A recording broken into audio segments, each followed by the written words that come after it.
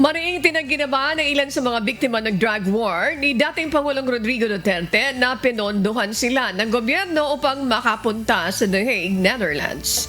Ayon sa ilang kaanak na mga biktima, pinag-ipunan nila ang perang ginamit para makabiyahe at makapanatili sa The Hague ng ilang araw. Galing ang nalikom na pera sa pagtulong-tulong ng iba't ibang non-government organizations gaya ng Rise Up for Life and for Rights at hindi mula sa buwis ng taong bayan.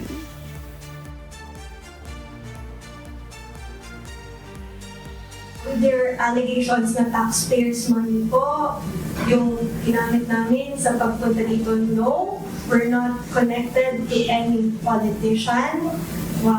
We have partner NGOs, individuals, church groups. Hindi po kami namamasyal tulad ng sinasabi nila na enjoy kayo dyan. Ang sarap ng buhay nyo kasi pabiyahe-biyahe kayo. Hindi po kami ganon. Hindi po kami katulad ng mga Duterte na pag gustong pumunta, ora-orada, parang Divisoria, Manila lang. Hindi po kami ganon. Sobrang hirap po ang aming pinagdaanan.